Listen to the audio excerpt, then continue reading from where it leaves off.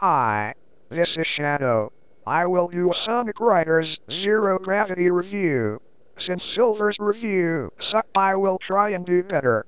On Silver's review, he got it from a GameSpot player's review, so he copied. This is all in my own words. So as you can see, Sonic Riders Zero Gravity is a brand new sequel for the first Sonic Riders game. Sonic Riders Zero Gravity is available for the Nintendo Wii and Sony PlayStation 2. I will be reviewing the Wii version since I have it. I will first tell you the good things about the game. Well, first of all, the story is pretty amazing. Much better than the story in the first Sonic Riders. You see, the story is about a strange ring-shaped meteorite falling down the sky, making these robots go crazy and rampage all around the world. When Sonic, Tails, and Knuckles drive through a futuristic city heading for Megalo Station, Sonic is holding the ring-shaped meteorite, which is called the Ark of the Cosmos.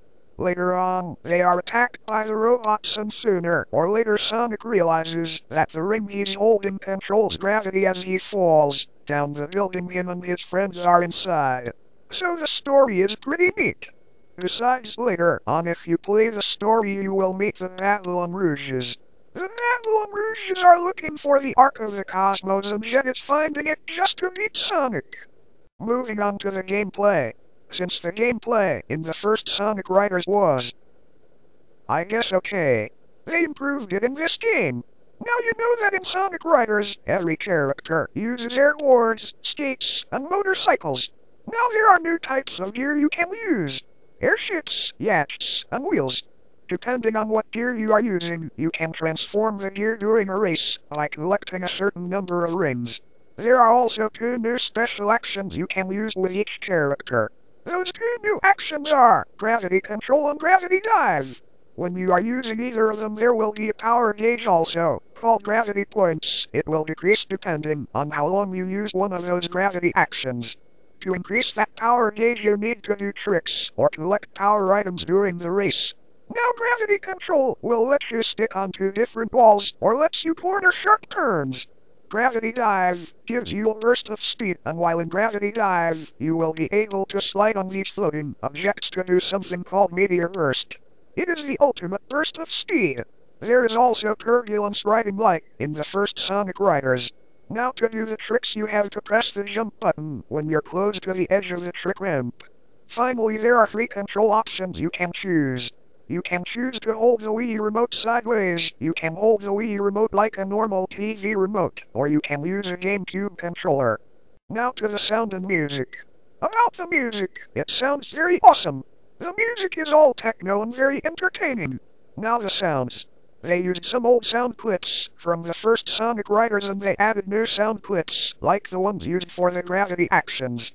You see, when using gravity actions, the music suddenly stops and then starts again.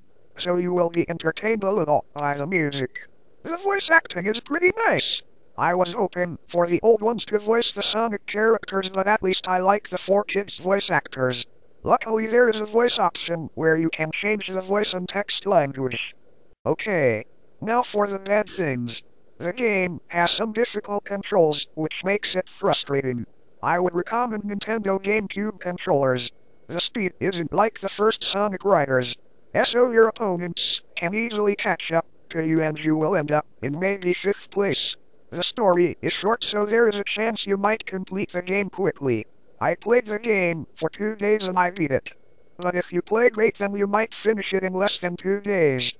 They also should have worked a little bit more on the graphics, but I don't really care about graphics since I have the Wii version. The turbulence riding is also weak, and doing tricks can also be difficult. And there is no online races. Just downloading player ghost data to race against and leaderboards. Now since this is a sequel, there are also improvements. Here are the improvements. Better story, cooler looking boards, lots of super speed in some parts of each race stage, way more better level design, some stages bring back some things from the old Sonic days and different aspects from other Sega stuff. So overall I will give this game a 5 out of 10. Now I am not good at reviews, so I am still learning how. Silver sucks at doing review. Even worse than specs3 and GameTrailers.com. So thank you for watching.